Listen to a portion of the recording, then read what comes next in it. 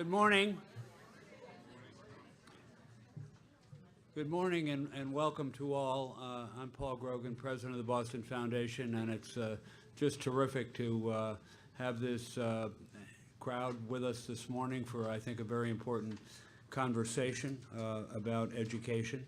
This forum is taking place in the Edgerly Center for Civic Leadership at the Boston Foundation.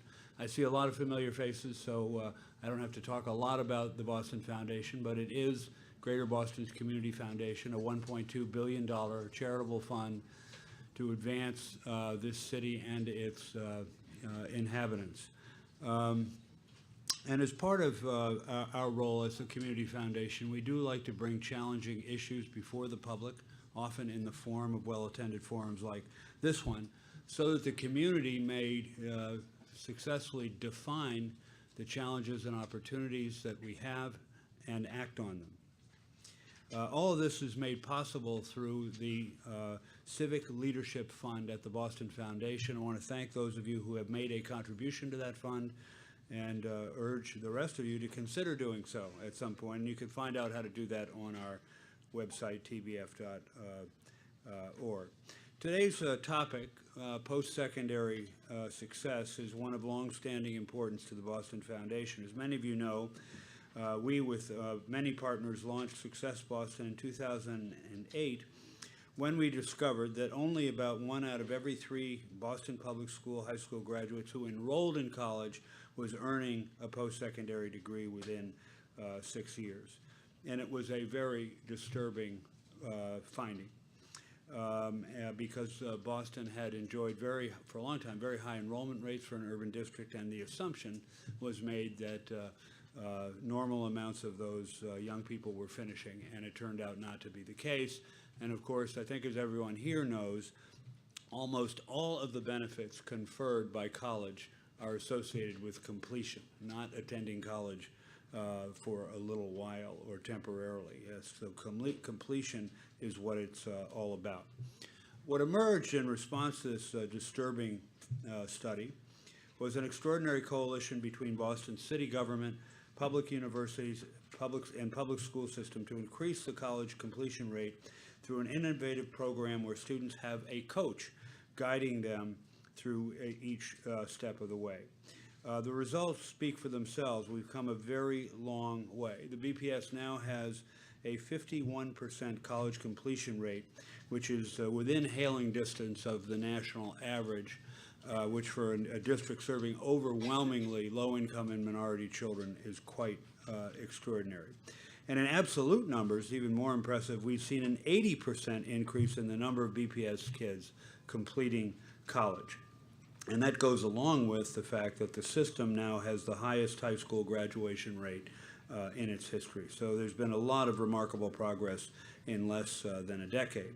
And today we're going to hear from the Boston Private Industry Council on what the latest data shows us about how this program has improved students' performance on a whole host of metrics beyond graduation. I do want to mention that the late Mayor Thomas Menino deserves a significant amount of credit for where we are now.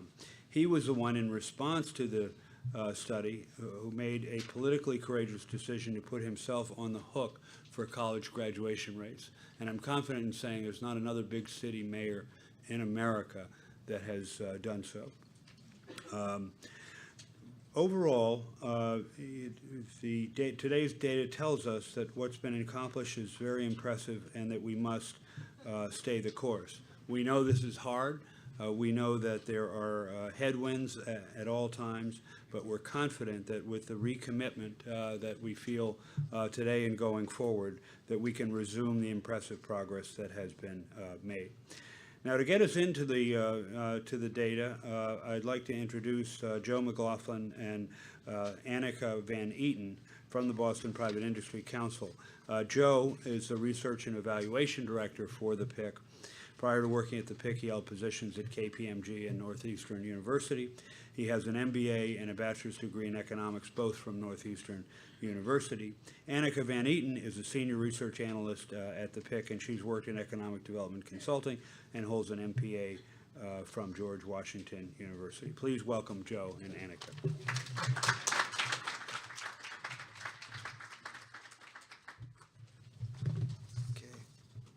Thank you, Paul. I'm just going to see if this, okay.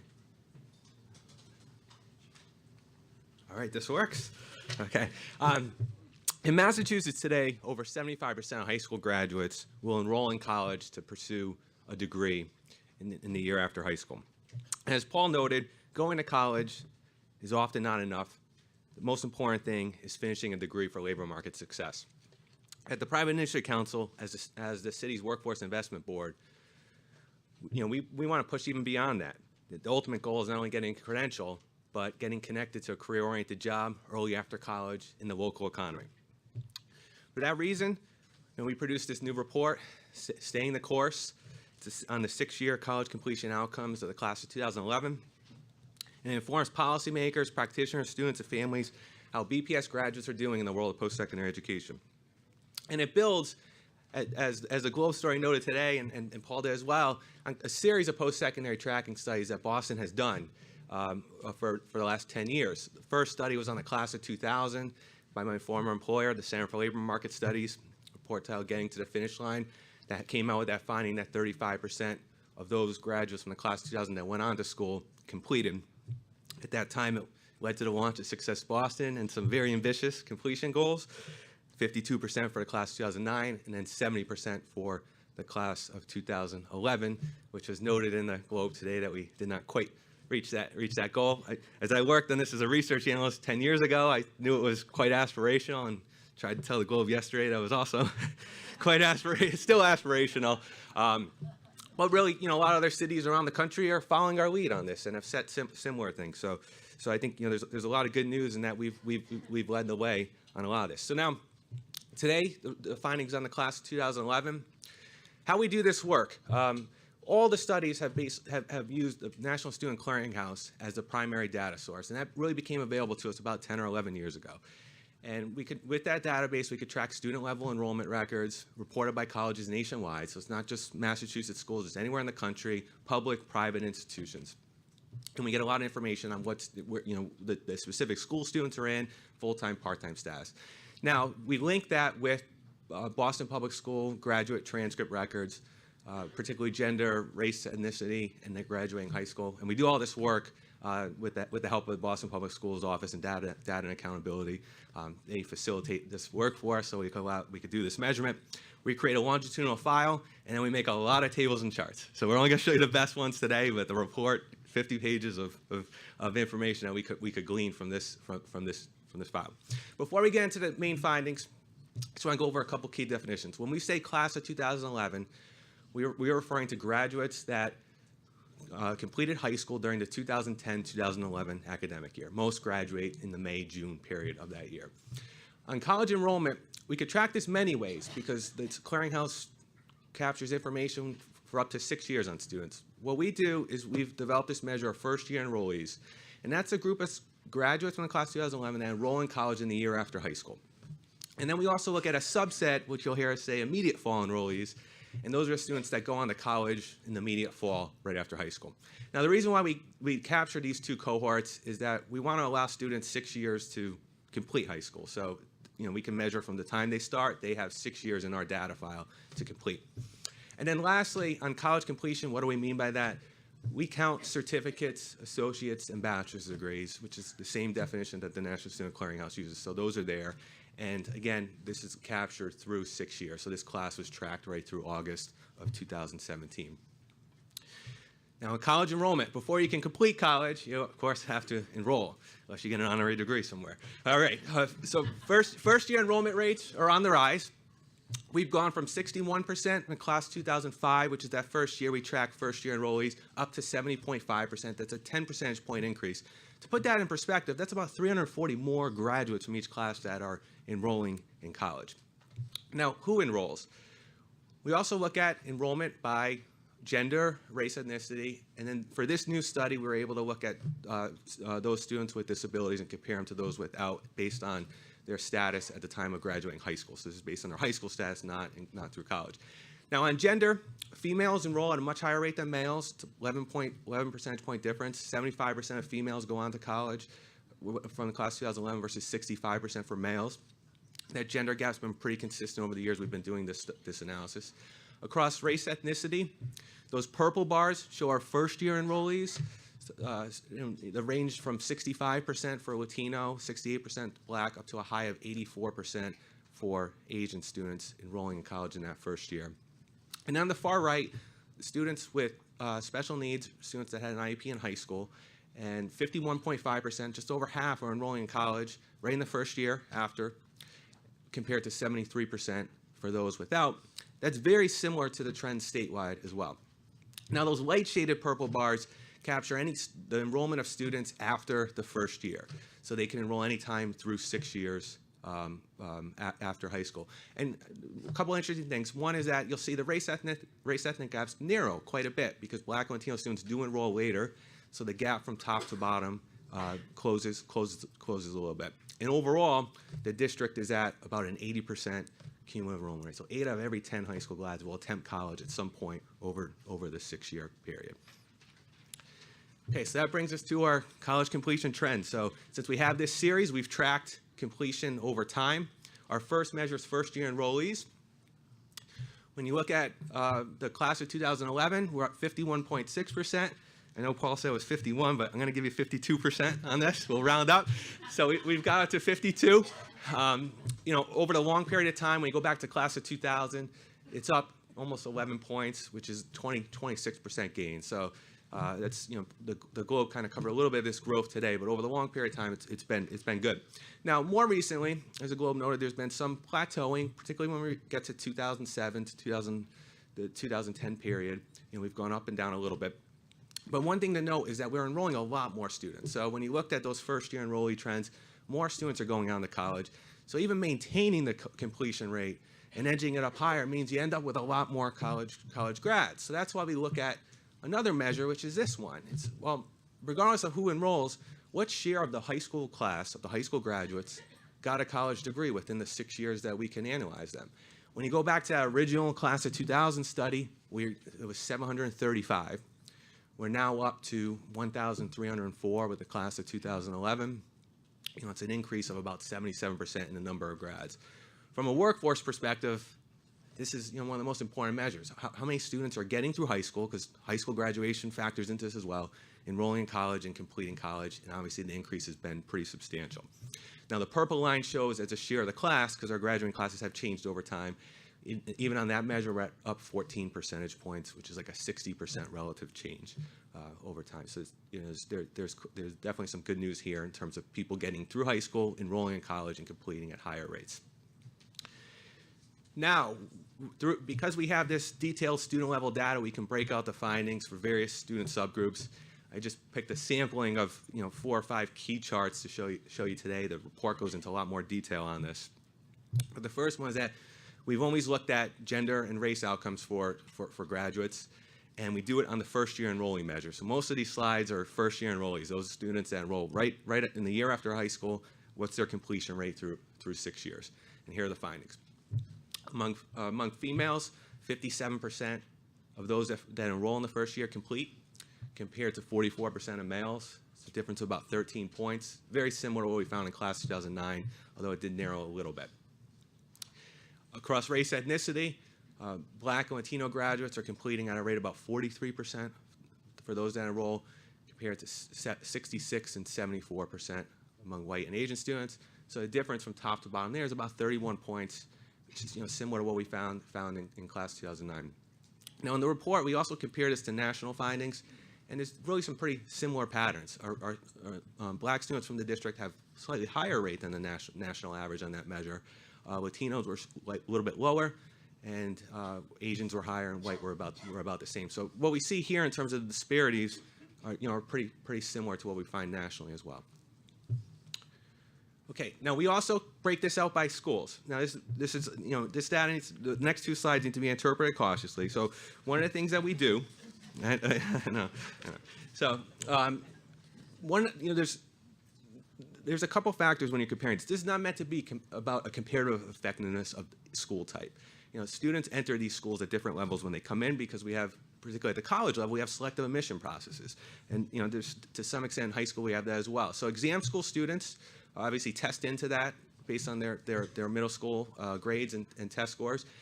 For exam schools, students that go on to college in that first year, 77% complete. Very high rate, almost 8 out of every 10 exam school graduates earn a degree.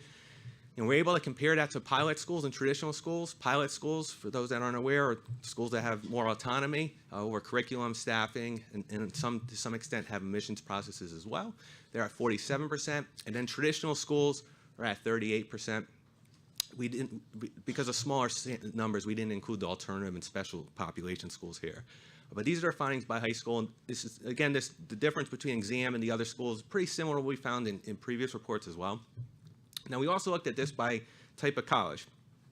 So, like I said, again, it's not meant to be comparative effectiveness. To do that, you will need statistical controls to control for students' backgrounds and other family characteristics. But it's important to unpack the aggregate results. So we need to look at how are students faring by different types of schools. And this is a kind of a multi-part chart, so you got to stay the course with me on these slides because I'm going to flip through these. The first one is because tracking completion at the college level is a little complicated.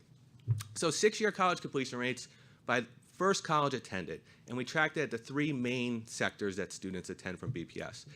So at 2-year public schools, 24% of the students that first enrolled, there was 800 of them, completed within 6 years. And the darker purple on the bottom are those students, the share of students that completed at the school they started at. But then we're also able to look at who transfers to a 2-year school or 4-year school and gets a degree. So at the starting school, it's about 15%, and then you get up to about 24% when you capture the transfers to other schools. At 4-year publics, we're at 63.8%, and 4-year privates, 67%. So both of those schools, both institutions are around 2 out of every 3 students are completing. Now, at the 6-year period that we end, we know that some students are still working on degrees. So we add in the still enrolled. So these are students that haven't completed a degree, but they're still enrolled in college. And at the 2-year schools, you see that 13%, pretty high share of students are still working towards that first degree, 6 years after high school. If they can complete, completion rates will go up substantially for these schools. So the combined graduation completion rate is graduation still enrolled rate is about 37%. At 4-year public and private, about 9% are still working towards a degree. If even some of those students complete, we approach 70% completion rates for students enrolling at 4-year schools. And lastly, the share of students that, of course, have stopped out and not enrolled as the current period. So we're able to track enrollment through spring, summer 2017 at that 6-year point. Who has not completed and not enrolled, you'll see that 63% in the 2-year system are no longer attending, and it's about 27, 24% at 4-year public and private. So again, to provide a comparative perspective on this, we're able to use the National Student Clearinghouse to look at how students across the country fare. So what we do is we look at the fall, and the way it's tracked nationally is on that immediate fall enrollee cohort. So we know of all the students that enrolled in fall 2011 nationally, what share completed within 6 years. And the national cohort are those 20 years of age and younger. So it's very similar to a high school class, like our class of 2011. On the far right side, you'll see that we have 61.7% of graduates of college enrollees nationally from the fall of 2011 completed, compared to 55.2% for the Boston for BPS. And then across institution type, the gaps at 2-year publics, we trailed the national average by about 15 points. At 4-year public, we're much closer, 64 to 68. And then at 4-year private, we're at 69 to 78%. Now, important thing to note is that the ultimate comparison would be kind of what if those that read the Globe every day. So if you saw the NAEP article, which I think are dwindling, but if you saw the NAEP article on NAEP test scores, we compared Boston to large central districts across the country, and we kind of showed how we ranked on test scores. Ultimately, we like to do that with this comparison, but we don't have the data yet to compare us to other urban districts, so we have to compare the national averages. The national average compares suburban, rural, and urban school districts. It's going to have a lower share of low-income students and first-generation students than a district like Boston would have. But ultimately, what you see here is that we come pretty close to a national rate on completion, and it shows us where we could, where there's room for improvement. So before I transition, I think to wrap this up, when you go through the report, you'll see that a lot of the findings for Boston, are almost like a microcosm for the country. Now there are differences in our college experiences here, but a lot of things that people are grappling with across the country, we are facing as challenges here as well. Now, I'm going to transition to Annika Van Eden, my colleague, and she is going to kind of show us an analysis we did to dive deeper into the enrollment patterns of two-year college students to look at how they both enroll in college and ultimately complete.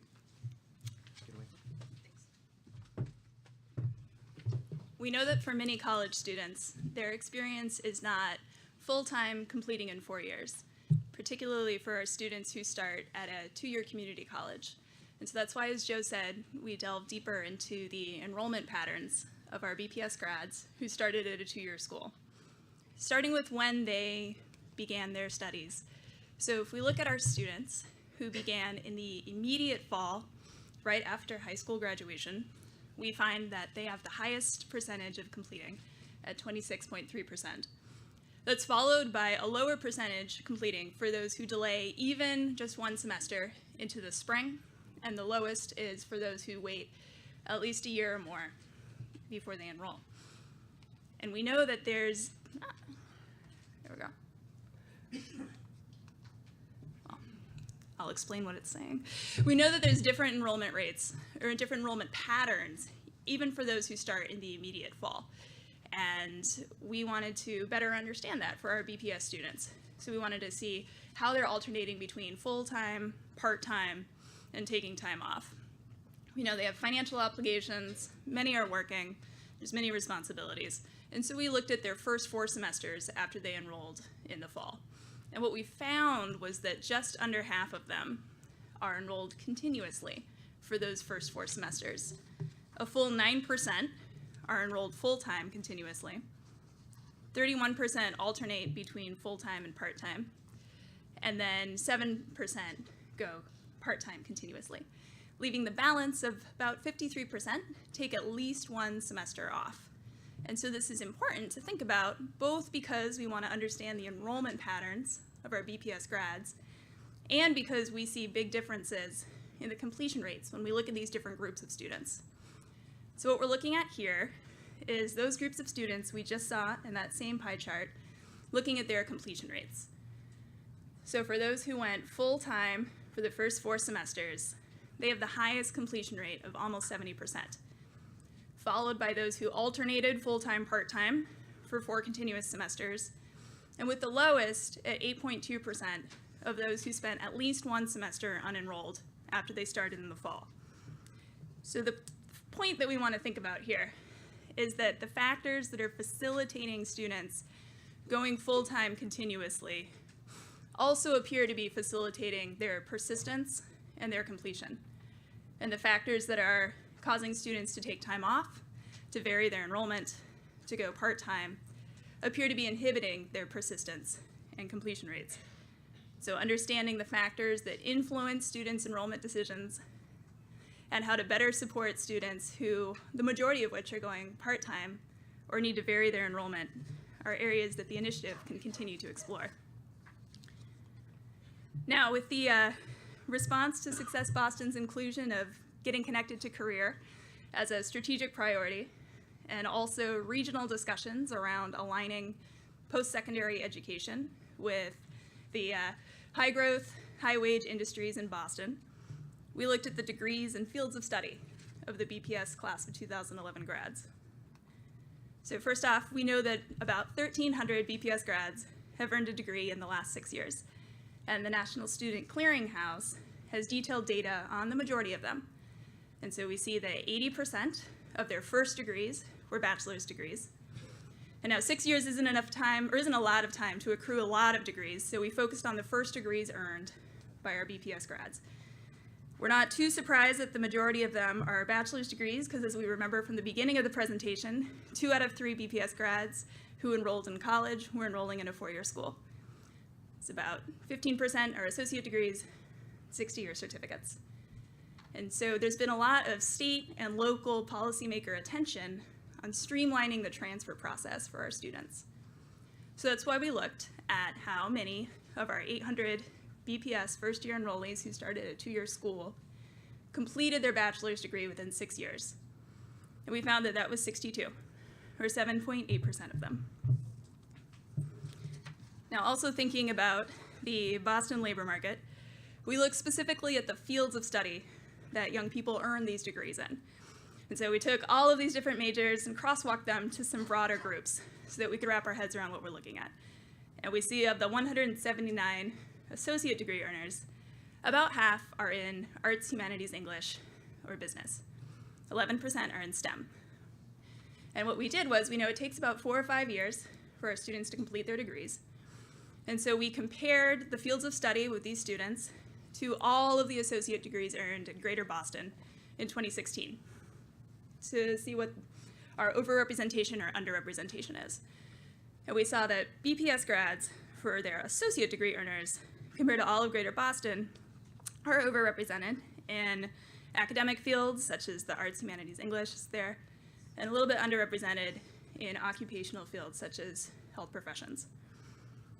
Now, of our 960 bachelor's degrees, 44% of them were in social and behavioral sciences, arts, humanities, or English. 20% are in STEM. And those BPS grads were mostly in line with the total bachelor's degrees that were earned in Greater Boston.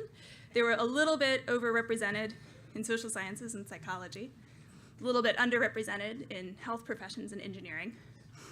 And we put this up here not because we think everyone should get a STEM degree, but because there's a lot of discussion and thought about what is the balance of the fields of study that BPS grads are earning, and what does that look like in the context of the industries we know are growing and have career-sustaining wages here in Boston.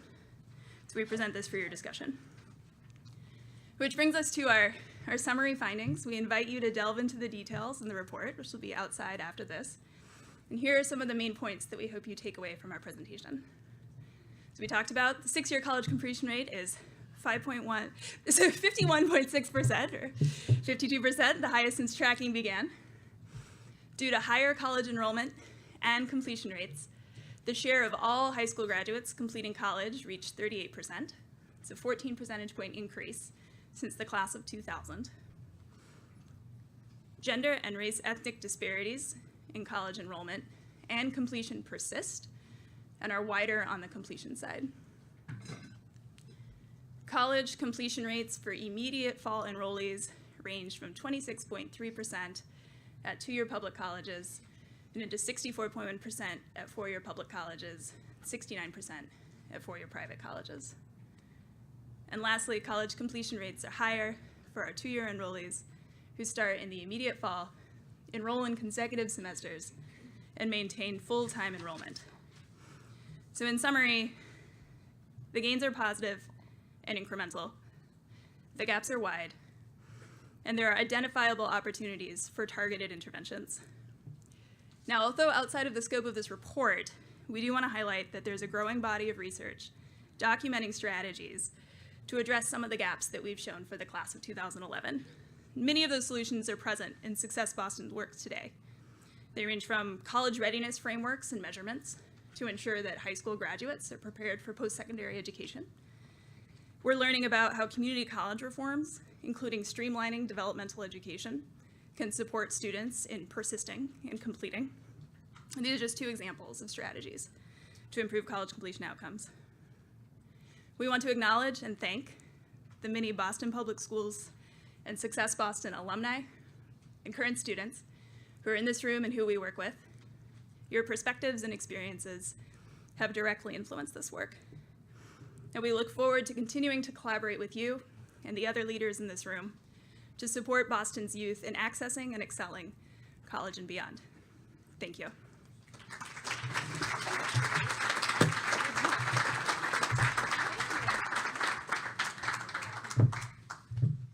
Well, good morning, everyone. My name is Elizabeth Pauley, and I'm an Associate Vice President for Education to Career here at the Boston Foundation, and I'm so happy to see all of you, so many friends and longtime partners in Success Boston. There are too many of you to name and to call out especially, but I do want to give a warm welcome to Sheriff Tompkins, who has joined us. So welcome, Sheriff Tompkins, and also to the rest of you who've been there with us through Success Boston for so long.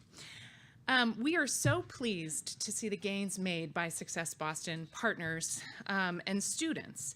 And even as we acknowledge that there is more to do, I think it's important today to pause and really dig into the successes that we've realized and the work that's ahead.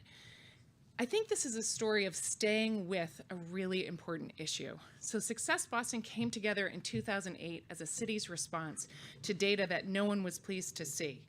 We came together to say that we could do better for our students. And so I think it's important to first note that the people who have worked the hardest on this are the students who have moved from the Boston Public Schools through to completing their post-secondary credential, and we're so glad they did. But also, we've been together as a cross-sector partnership, holding ourselves accountable, driven by data, and committing to stay together until we make Boston a place where students can access the opportunities that this city affords. We've focused on getting students ready for college, and that work has been led by the Boston Public Schools. We focused on helping them transition into college, and that work has been led by the nonprofit community. We've focused on getting them through college, and that work has been led by 37 institutions of higher education led by UMass Boston and Bunker Hill Community College, and then connecting them to careers. And our employer community has stepped up to really help build career awareness and exposure for our students. So today we celebrate that work, and we'll dig in now into what's left to do, what have we learned, and where do we go from here. So I am going to be joined by an all-star panel that I'd like to welcome to the stage.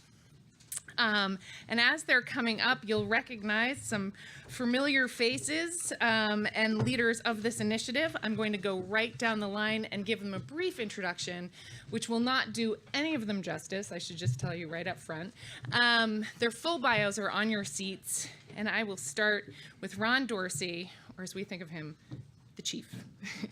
Ron Dorsey is the Chief of Education for the City of Boston and a member of Mayor Martin J. Walsh's cabinet.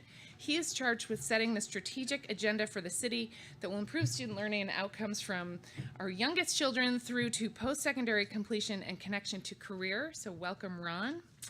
Next to Ron, we have Dr. Pam Ettinger, who since 2013 has been president of Bunker Hill Community College, which is the largest community college in Massachusetts. If not, it is one of them. So welcome, Pam.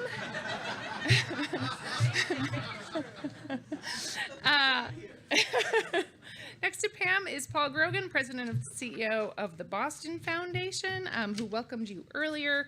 Next to Paul is Barry Mills, who is the interim chancellor at UMass Boston. He is also the emeritus president of Bowdoin College, which he led for 14 years.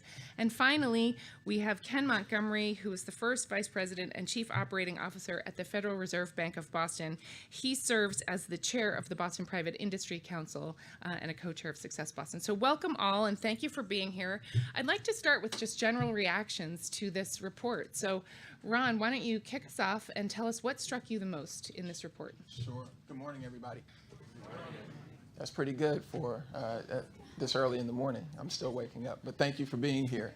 First of all, I want to thank the Success Boston partners. This has been a huge endeavor, a lot of great work done. I also want to quickly recognize many of my colleagues from government who are in the room and say a special hello to the sheriff, whom I haven't seen in a while, but he knows I'm a huge fan.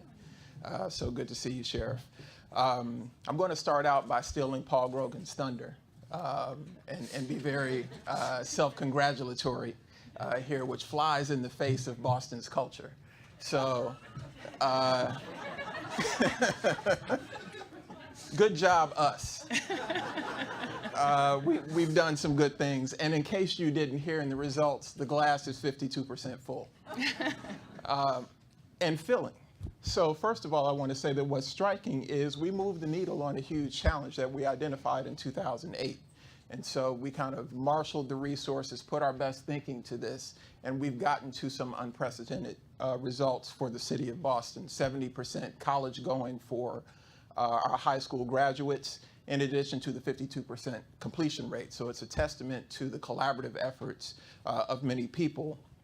The second thing that stands out to me, and maybe this takes a little bit of reading between the lines, but the results that we've achieved really do fly in the face of some old and inaccurate folklore about the quality of Boston public high schools. So folklore would have us to believe that the only way to post-secondary education is through our exam schools. While they are doing a good job, and I will take nothing away from them, it is mathematically impossible that we've gotten to 70% college going, 52% completion rates, and there are only 3 schools producing college-bound students. The math does not work on that. So let's start telling the more accurate story about the great work that the entire portfolio of high schools is doing, not glossing over the fact that we've got a lot of work to do, but we are building on a foundation of strength.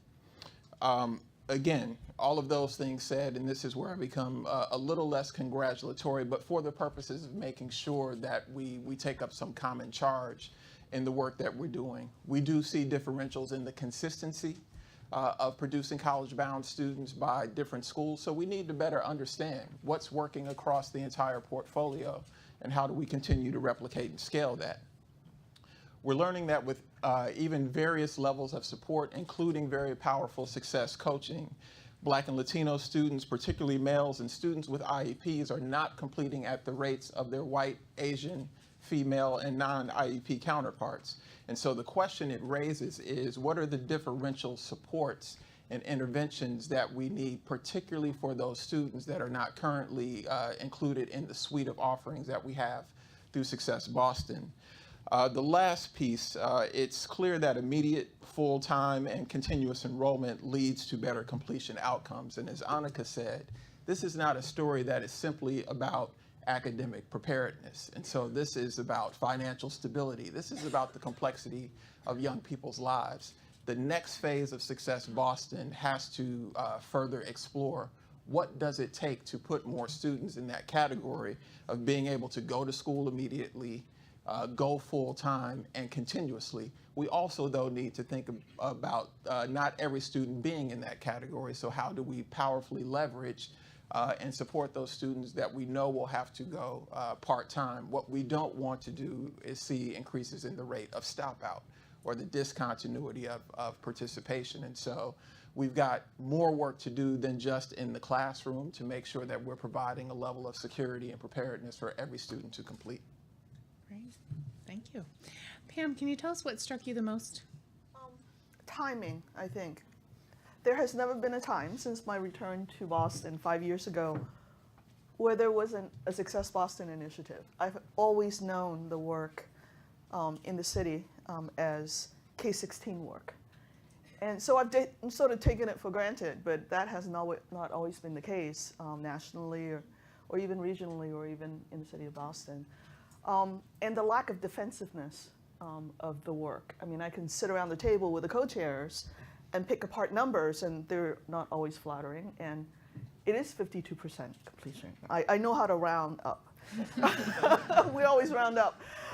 And I think that collaboration and that lack of defensiveness and that we take all the students as our own is truly transformational, I think, for the city and for the idea of education through a pipeline. The second is that when I look at the timing of this particular cohort, which are graduates from 2011, I realize most of the reform work that we've done at the community college started at around 2012, 13, 14, 15. So what we caught here in terms of the vaulting upwards is really just the very beginning of that reform effort. So I really want to see 4 years from now what the full reform impact is, and I suspect that it would get those completion rates up even farther along. And the third is the realization, not only in the city of Boston or in the region, but really across the United States, about the 3 buckets of work that makes up higher education. It is the curricular work, it is the rigor, it is the preparation in high school and then again in college about curriculum. It is truly about the kind of work that we do with Success Boston coaching. It is the wraparound support and restoration of privilege for a lot of our students who are first-time college goers or first in their families to move on to higher education. That piece of it is really important. But the third piece that nobody really wants to talk about, because in a lot of quarters I encounter, people just don't like poor people. Let's call it what it is. We don't want to deal with poverty, and it's really about the restoration of wealth, both cultural wealth and economic wealth within Boston, within the Northeast, and within the country. So let me give you an example of how policy and reform really changes that. For the first time in 4 or 5 years, summer financial aid came back into place. Summer Pell was restored. When I looked at enrollment numbers yesterday of our summer enrollment for summer 1, session 1, there was a 35% gain from last year. 35%. And that's one policy coming from the federal government. So if we're not looking at hunger, if we're not looking at homelessness, if we're not looking at transportation and MBTA, I'm looking at you. I have the stage, I can say that. If we're not looking at childcare, then we can't solve the problem of getting students to go to school full time. Basic needs is really one of the foci that we have not paid attention to. So I urge all of you who are policymakers to look at that piece, and maybe Success Boston's next move is really looking at the correlation of that and full-time attendance. So, sorry, took the platform. No. Paul, general reactions? Before I make my comments, I too wanted to greet the sheriff and praise him for being here today. You know, there's kind of an irony that we're all here trying to keep kids in facilities. He's here to keep kids out of this facility. And we applaud your great work on that, Sheriff. A couple of things. One is my own perspective on the results. I really think they're spectacular. The degree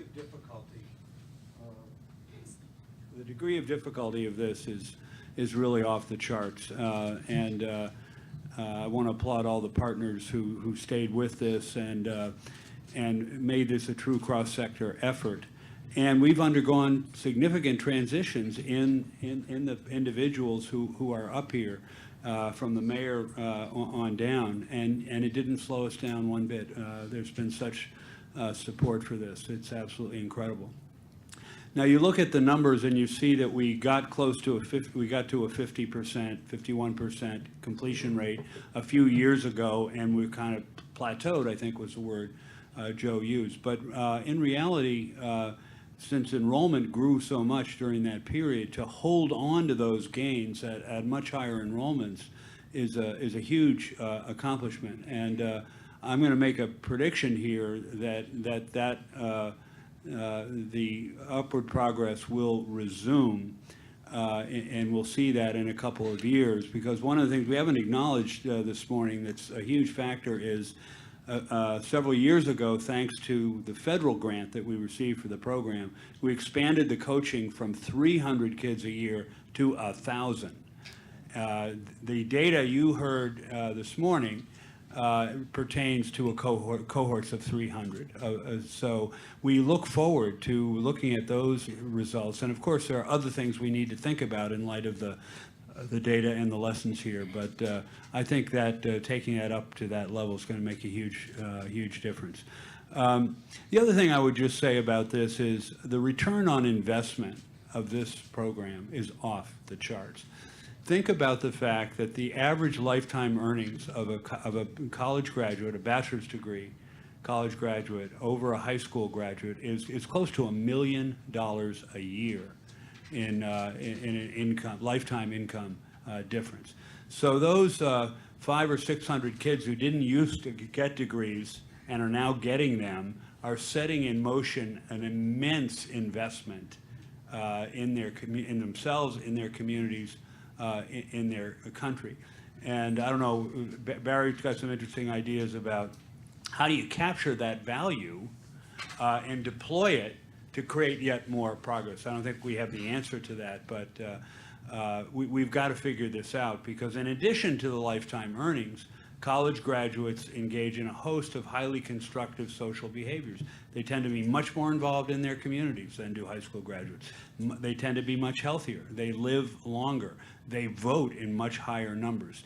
You know, we're all fond of saying there are no silver bullets, but I've come to believe with my experience with this program that college graduation is about as close to a silver bullet as we get in terms of all the things that this unlocks. So that's reason enough to stay with this. Great, thanks. Barry? Thank you. First, I want to thank, there's some my colleagues in the room. I'm the interim chancellor at UMass Boston. I've only been there now for about a year. And Joan Becker is here with many, many people from UMass Boston who have really carried the load on this work, and I want to thank them. I also want to recognize my predecessor, Keith Motley, who made this really happen for UMass Boston. Without his leadership,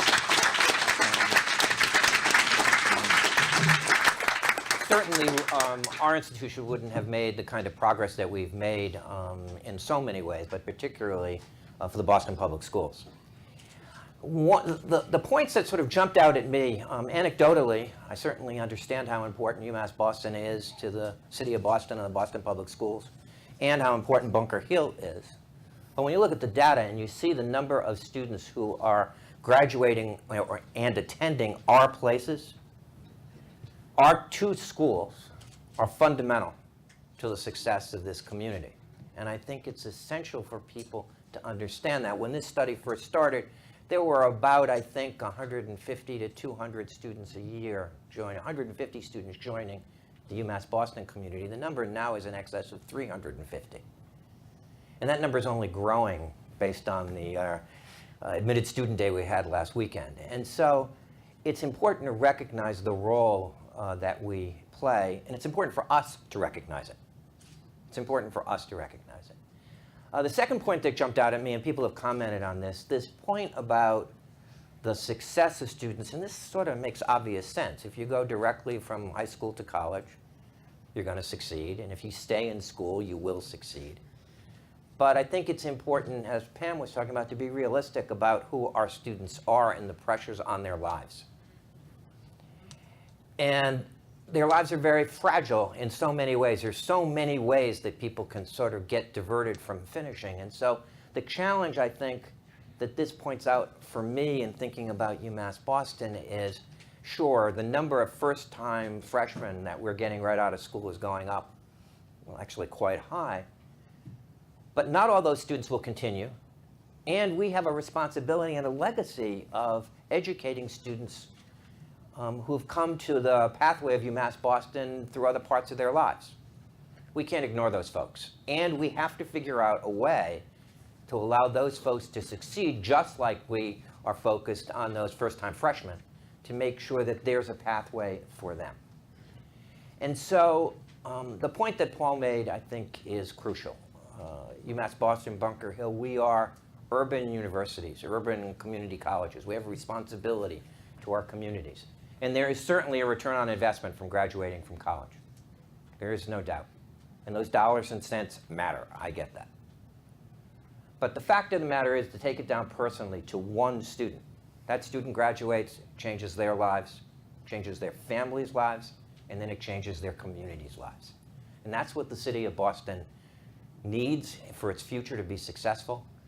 And so as I look at UMass Boston, we have a lot of challenges in the way that we focus on these issues. And they're not just financial challenges. We have challenges to do better.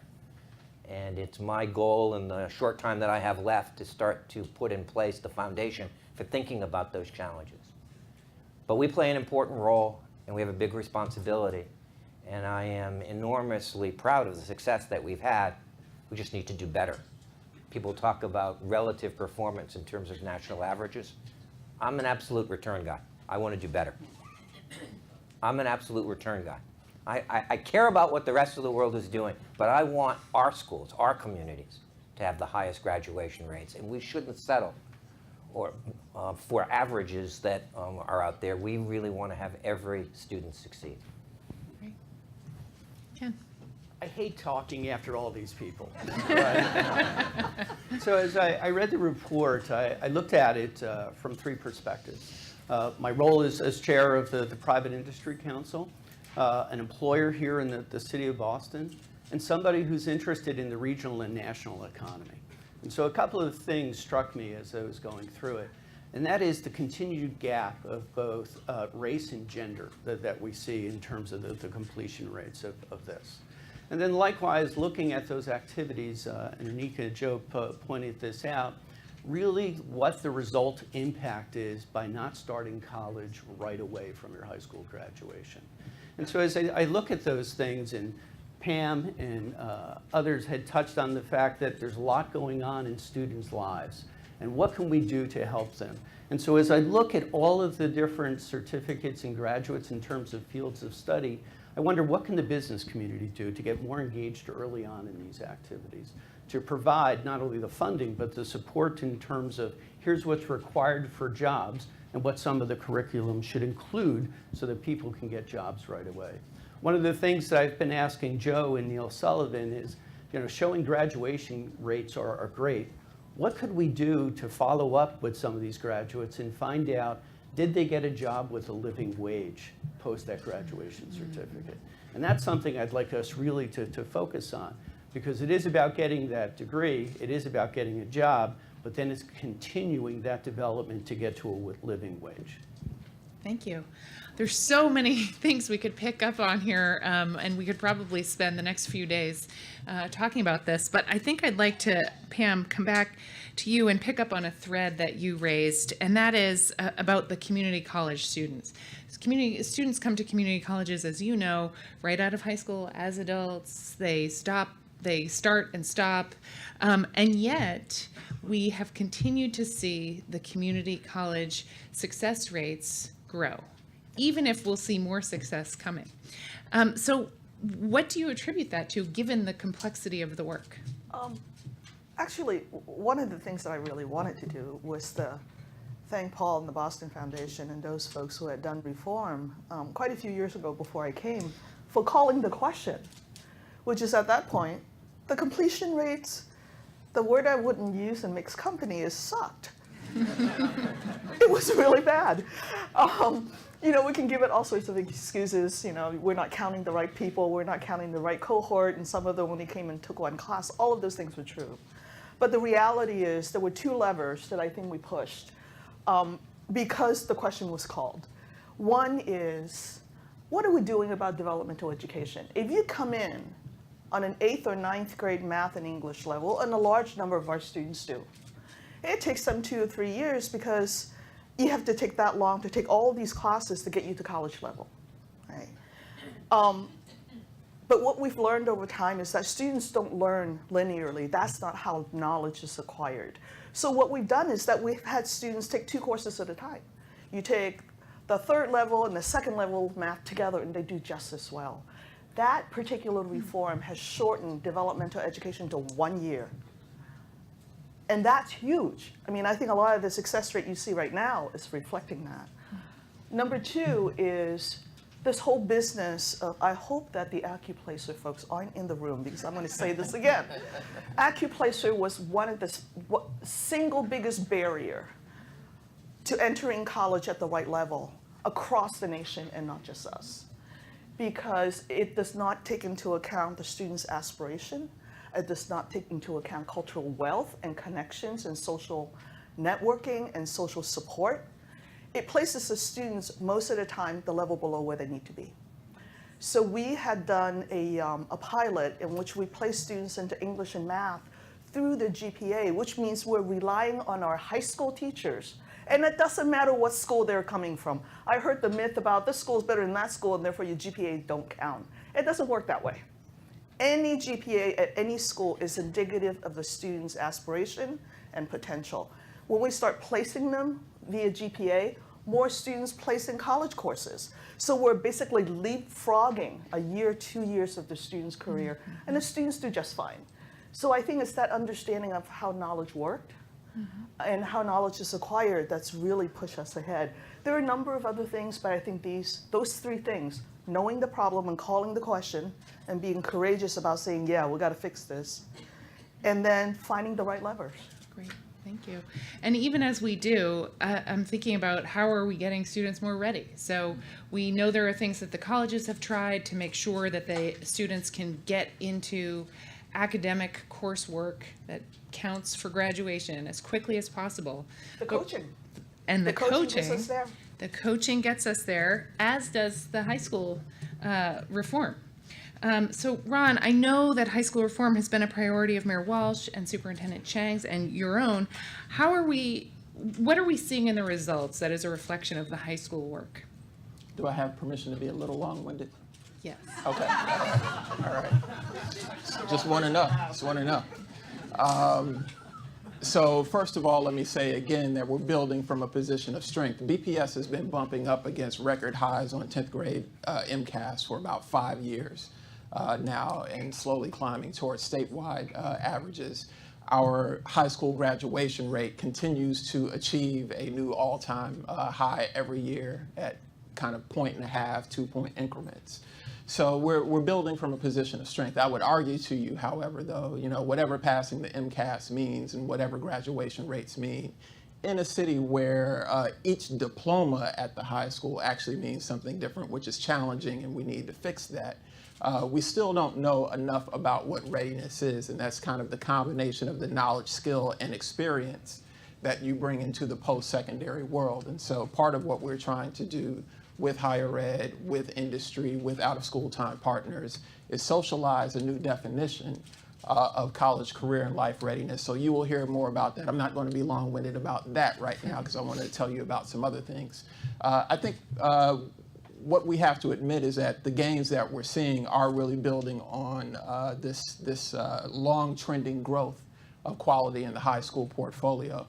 What you are not seeing yet is the consequence of some of the high school redesign work that we're doing. And what I want to be long-winded about is what that work looks like, because I think it's important to update. So first of all, there are 2 full school redesigns in process right now. One at Tech Boston Academy, where they're working with MIT STEAM Studio to completely revamp the student learning experience, and another at Boston Day and Evening Academy, where they're trying to rethink themselves around the needs of boys of color in that school who tend not to grow, succeed at the same rates.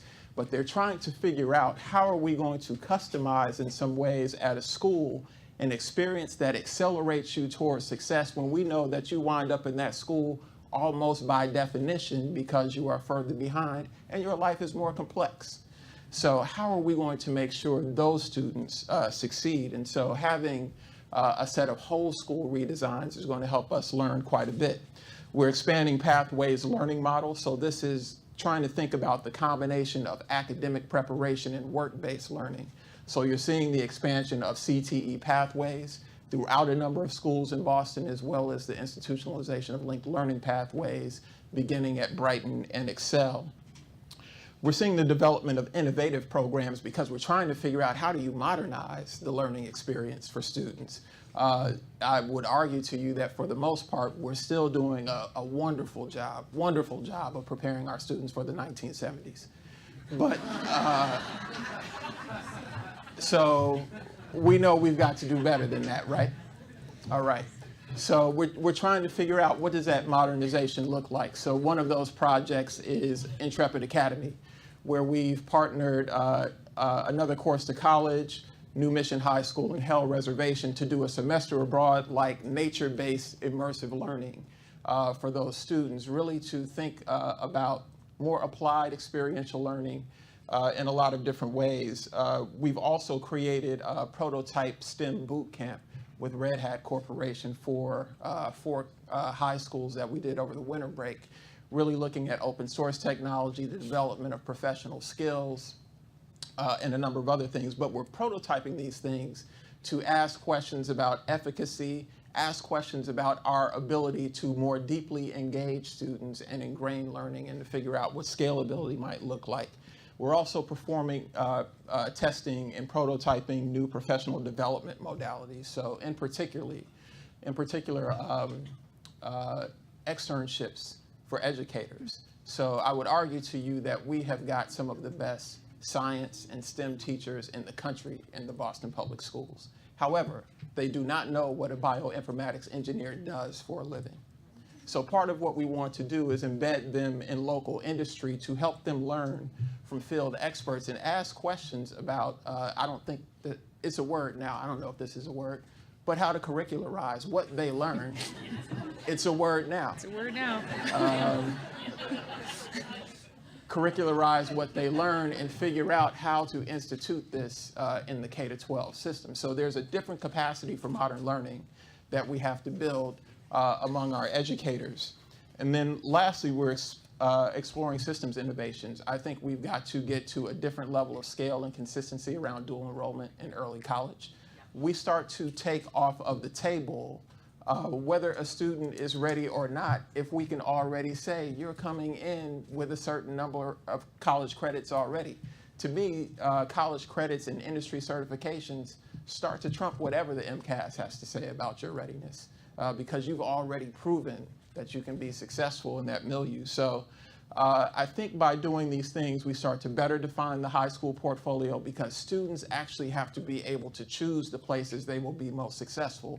But in Boston right now, your choice is exam school, a couple of theme schools, Madison, and ninth grade.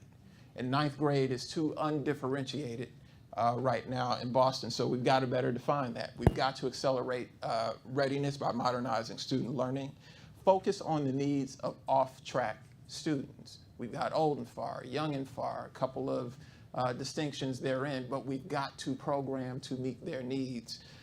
And then to create more seamlessness, particularly through our Pathways programs with the out-of-school time sector and the higher ed sector, to make sure that the pipeline has no leaks and you've got access to learning wherever it needs to take place. Thank you. I'd like to pick up on a couple of different themes. So in a moment, Ken, I'm going to ask you about STEM. But before I do, I know it's never a good idea to surprise one's boss, but I didn't tell Paul that I was going to ask him this question. So surprise. A lot of what I heard from Ron and from Pam was about meeting the students where they are and tailoring the supports to the individual student. So I'm wondering if you can just say a word about coaching and what it looks like and what it does for students. Yeah, well, obviously this has been the heart of the effort, is this unprecedented coaching effort where each of these young people, initially 300 and now 1,000 per year, are assigned a coach. And the reason we went with this is that we discovered in looking at why young people were not finishing college, we saw a pattern of sort of ordinary setbacks and problems that arise for young people that a middle or upper middle class family just handles. They don't even register because that support is there. And there's a lot of love all around, but there isn't a capacity to provide that same kind of support for many of the students in the Boston system, over 80% of whom are in poverty. Most of them are first-time college goers, so they just don't have that family experience that can be brought to bear on just getting through the minor travails that occur. But the coach changes that equation by functioning as a kind of substitute for something that isn't there. And we're finding, we believe, and there's more and more data on this in the app study that's going forward, that the coaching is making a material difference in these young people and reducing the occasions on which relatively minor problems cause them to leave school.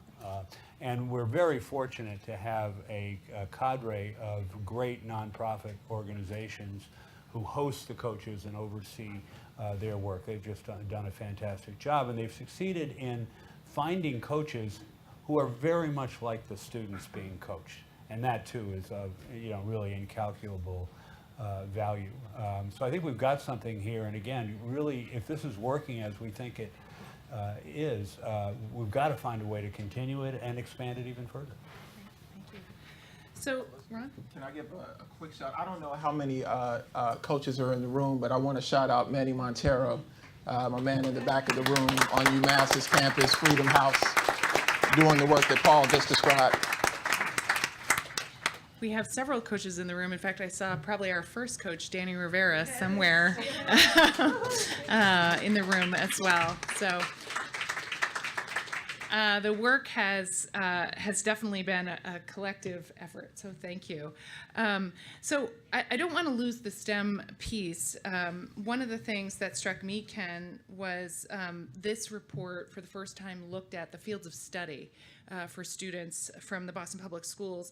And we saw that of the associate's degree earned, 11% were in STEM fields, and of the bachelor's degrees earned, 20% were in STEM fields. And when I think about the opportunities in our region, I'm curious to know, as the person representing the employer community, how does that strike you? So I said earlier, I liked how the report broke it out by field of study. Over time, I think we really want to see increases in terms of graduation with these sorts of fields of study in STEM. As we look at our regional economy, we are very much driven by STEM-related technology, engineering, and those sorts of jobs that are the well-paying jobs in our area. As I talk to employers across the Federal Reserve First District, which is the 6 New England states, I'm consistently hearing about the lack of qualified candidates for jobs that they have opening, and particularly in some of these high-tech fields. And these are, as we've both said, real drivers of what our economy is here. So getting more people skilled in these areas will continue to help the regional economy here in New England. The other thing, however, is I believe nonetheless that any certificate, any graduate degree will basically, postgraduate degree, will help move people forward in terms of that quality job.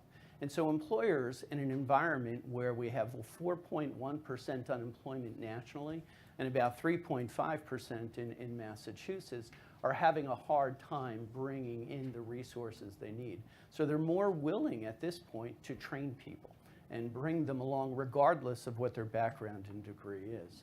And this is where I think internships are really important. And so the more that we can get businesses to basically work collaboratively with our higher education institutions to really understand who are the resources that we have. It also gives people that perhaps are studying in psychology, which we're seeing perhaps are overrepresented, a view into other things in the STEM field that will give them some other alternative paths that can take regarding a career. So I think, you've heard me say a couple of times this morning, this collaboration between business and academic institutions is very important as we understand what our needs.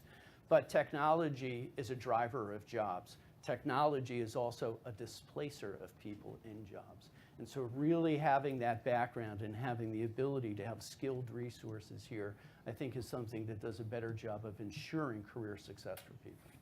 One very significant business involvement in the jobs picture that we haven't mentioned is the Private Industry Council Summer Jobs Program. Yeah. I know Neil Sullivan is here from the PIC, who's been at this a long time. It is literally by far the best private sector summer jobs program in America, and has been since it was founded over 20 years ago, 30. And that is a very large number of upperclassmen at the Boston Public Schools are having private sector summer job opportunities of real quality, and I think that's contributing very quietly to the success we're seeing as well. I'd like to add one thing to that. It also, we believe, helps them pick what their college major is going to be. And so they get that business experience. There's another thing that it teaches them that likewise they'll get in school, and that is things like time management. How do you get ready for work in school, and what are the disciplines that you need to be successful in the job environment? Along that same line, we talk a great deal about the skills gap, right? The skills gap between the graduate and and readiness for work. But we don't often talk about what I call the invisible gap, which is getting the student to college level in order for them to train to fill the skills gap. And the leverage there is really math. You cannot be in STEM without that level of mathematics. So the quicker the more efficiently we do that developmental math piece to get students up to that level, the easier it is for our employers to come in then and fill that skills gap by either training on the job or training at the college. And I want to point out that initiatives like Hack Diversity, where we give a lot of opportunities for career literacy in the STEM area to our minority populations. That kind of literacy will really help to boost the STEM workforce. So there are a couple of different things that we can change on the way up. And thinking about, I won't embarrass anybody in the room, but I suspect there are people in this room who actually didn't like math in high school, didn't like math in college, and actually don't think you're really good at it. And yet, in every profession, even if you're not in a STEM profession, you run a nonprofit, you run an art museum, you're a lawyer, math matters. And what I think is unquestionably true is we are locked into, for the most part, teaching math the way we did in the 70s. Not anymore. Well, we're getting better, but not completely better, and it's not as widespread.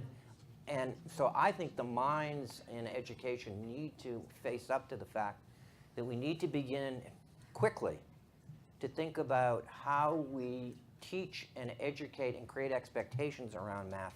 Because as we look at what are the places where people fall off at UMass Boston, it's math. It's simply math. And if we can figure out a way to actually create a pathway to educate students so that they know enough of the math and can manipulate numbers in a way that makes them productive in the workforce and in the fields that they're going to work. And right now, I don't think we're doing it.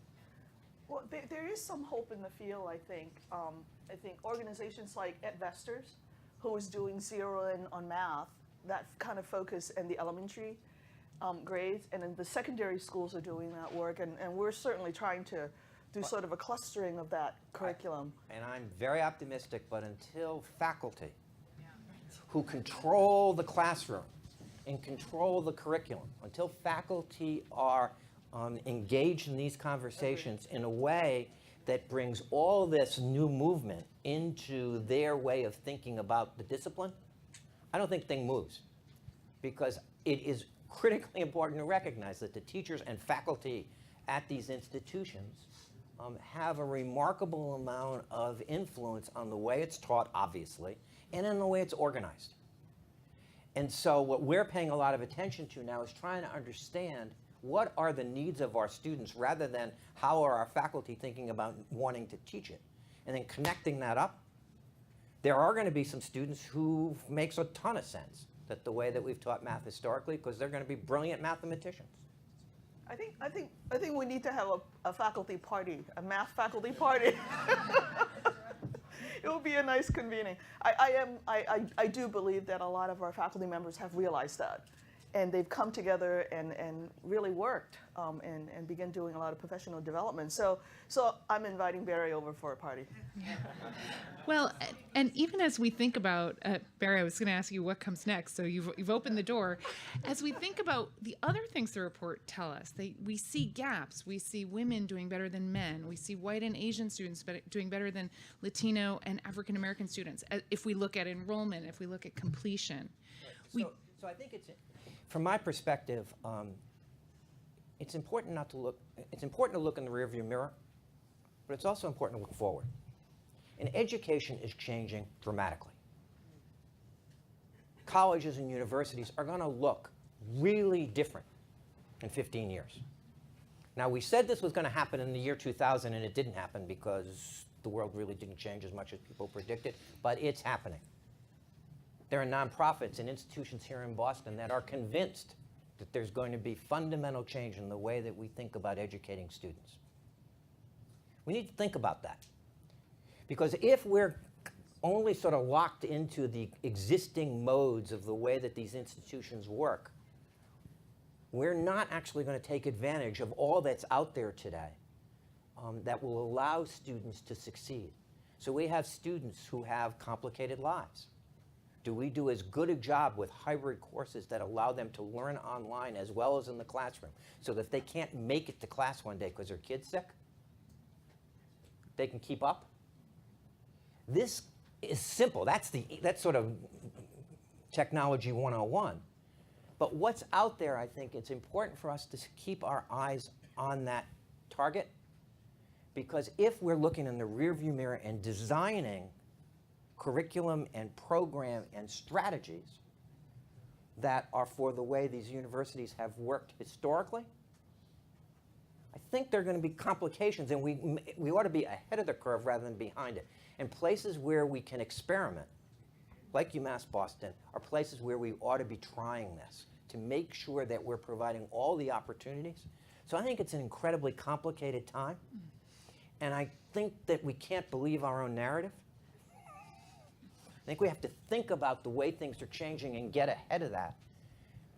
The final point I want to make, and this is sort of new for me because I came to UMass Boston because I believed in its mission. And lots of people stop me and they say, you know, it's really good that you're doing this job. And I said, well, why is that? And they said, well, these students, they really need a leg up. And I go, whoa, whoa, whoa, whoa, whoa. What do you mean, these students?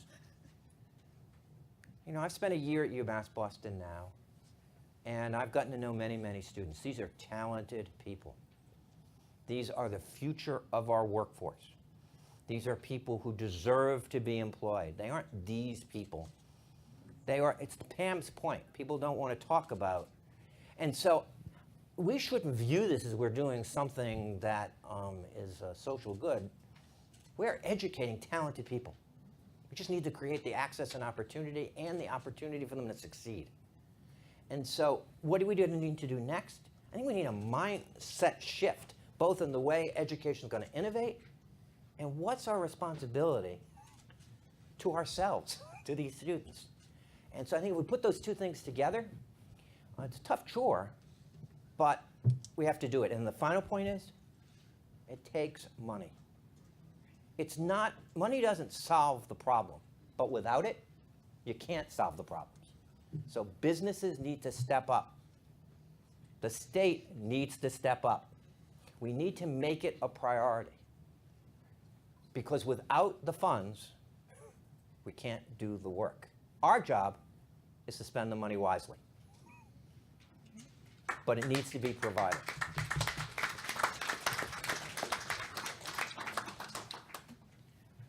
She's looking at me. Well, you're looking at With me. that look. Would you like to react to that, Pam? Well, I do. It is always humbling to do this work, but every time I get on a panel like this, right, and I look across the room and I say to myself, Pam, check your privilege. This is a privileged room, right? We have all had higher education behind us. We're all going home to dinner tonight. We're all going to our cars, or we were not wondering where our next meal is coming from. And I always wonder, where is the voice of our student in this discussion? Have we asked? We're creating all these programs for them. To Barry's point, most of them are adults, and a lot of them are moving into adulthood. And the other is, where are our faculty members in this discussion? We often say, well, the faculty aren't doing the work, and we make these blanket statements sometimes. But it is, for all of the reform that I've done, it is our faculty who came together, and they've noticed, and they've talked to the students, and they've driven the work. Administrators come and go. Government officials come and go.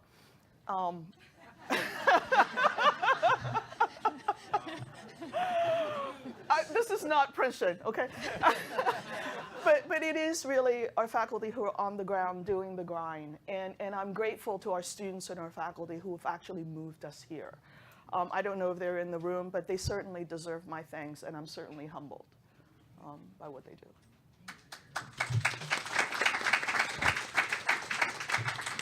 So just in the few moments that we have left, we have real challenges ahead of us, and I think Barry and Pam have laid out some big ones for us. I need to leave the We see stage some, don't you dare.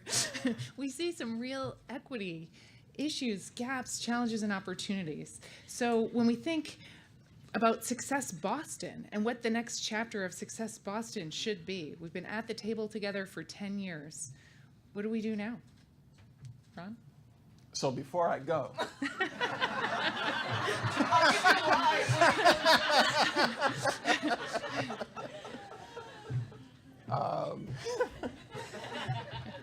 a few things. So I referred briefly to the College Career and Life Readiness Framework. We need to socialize this in Boston. It can't just be this kind of abstract thing that hangs out there. That is actually a very good touch point around what we believe readiness is. But until students own it, until parents own it, until educators own it, it's not real. They don't become agents in their own learning unless this is the way they see readiness and are pursuing the next steps in their education on that basis. Of course, we need to continue to look at the gaps: language, race, income, ability. I think that this is going to prompt us not only to take some harder looks at what the high school portfolio looks like, but we're going to have to do some major reform of the alternative education system. Because I think right now it is addressing needs in some undifferentiated ways, and it could be that none of us right now is stepping up for the students who need the most. So we're going to have to take a hard look at alternative education as we go forward. Keep focusing on the high school redesign aspects, again, modernizing the student learning experience, thinking about how we better equip educators. And I want to give a plug real quickly because we're about to start a partnership with Ken and his team at the Federal Reserve on Monday to do a teacher externship with their IT department. So really embedding teachers in there for the next week. And then thinking about pathways and dual enrollment systems development. And I want to give a shout out to Ava Mitchell, the deputy in my office, who leads a lot of this work. To Barry's point, we need some post-secondary accelerators. So we need to figure out some innovation models that are going to be quicker, lighter, faster, that get young people what they need, not on a 2-year, not on a 4-year basis, but maybe on a 12-month, 18-month basis, and they can come back a couple of times and stack credits and do some modular things. But this is going to meet some of the need that we see. It's also going to help them do more of the contextual learning by bouncing back into the work world and then bringing that back into the academy. Microsoft and MIT launched a computer sciences degree, 1-year program this year. And the first thing I did was called folks I knew at Microsoft and I said, all right, how are we going to do this in Boston? The competition to colleges and universities, I don't think is going to come intra-sector. It's going to come from the business community who doesn't trust what K-12 or higher ed is producing right now. So the challenge is coming. The question for us is, will we get out in front of this and take some risks and do some new things? Lastly, we need to move forward on our college affordability work, and I just want to name that the mayor has taken particular leadership on college affordability. So free community college tuition, Boston Bridge, which is our pilot free 4-year program, the expansion of the city's scholarship program, and the mayor has asked for another 100 scholarships for Boston students, and we'll continue to push in a number of ways. I want to recognize Midori Morikawa in the back, who leads a lot of our FCC and Boston Bridge work. Casey Brock Wilson, who is helping to lead our scholarship work. His aim is to take the cost of post-secondary education off the table in Boston, and we're building a very interesting portfolio. There's some even more interesting things that Pam and others have helped me with recently that I can't quite announce yet, but I'm excited about. Well, any other thoughts about next steps for Success Boston? Paul, I don't want to put you on the spot, but I'm going to. Could you say a word about what this kind of work means to a city? You're the city guy. You wrote the book on cities. What does this mean to a city? Well, if you look at the demographics, in this booming city, they are a cause of real consternation. We've had a very low birth rate among the native population of New England for a long time. We have had tremendous benefits from the relatively open immigration that we've enjoyed in recent years, and that is no longer as reliable a source. And so the good news about that is that labor shortages, and Ken was alluding to this, make employers act differently and get them more interested in the kinds of partnerships like the Hack Diversity Program could be multiplied many times over. So I think we're going to be in a period for some length of time where the labor market is tight. And as I like to say, a tight labor market is a terrible thing to waste. Let's put people to work while these favorable conditions enjoy, and employers will be incented to be more flexible, to understand that there's no way we can get there without equipping a much larger share of the low-income, minority and immigrant communities to participate and enter the mainstream. So working with those really fundamental forces like that is something I think we've got to keep an eye on. The other thing I think we need to do is this: keep this whole thing in public view at regular intervals and face the music, whether it's sweetly playing or discordant. It's amazing how much that matters, and we deeply appreciate the fact that people come out to the foundation for things like this. I think it helps us all. One of the points that Paul made earlier is small things matter. They've figured out a way. Coaching matters. The coaching works. So let's figure out a way to institutionalize it. Let's support the Boston Foundation in figuring out a way to get more coaches and endow it so that that kind of support for these students can be regular and persistent. Because the worst thing you can do is put it into a program and then have it disappear.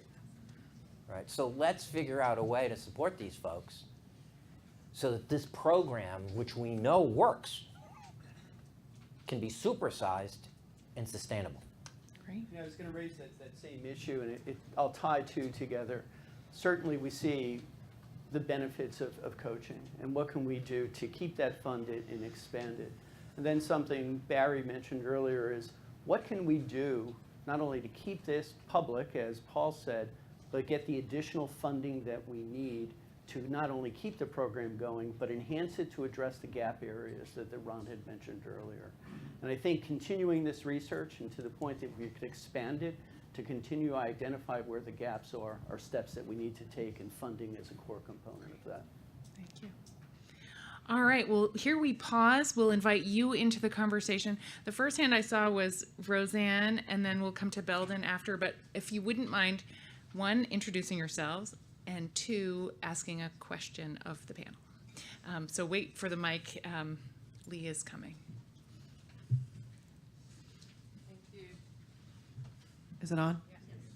Thanks, Elizabeth. Thank you, Joe and Annika, for this amazing study. So I am a Boston Public School parent and a longtime researcher of the Boston Public Schools. So while there's good news in the report, I was struck by the persistent and large disparities in enrollment and completion by race. I know Boston Public Schools are using targeted universalism as a theory that focuses on those who've been most historically marginalized as a way to improve the system. So they're doing a lot of professional development around culturally and linguistically sustaining practices. So I'm wondering, for Dr. Ettinger and Dr. Mills, how are your institutions addressing the structural barriers to opportunity for Black and Latino students in particular? So that's a really timely question. We have been, since about 6 or 7 years ago, began the development of what we call culturally relevant and locally grounded curriculum, particularly for our learning communities.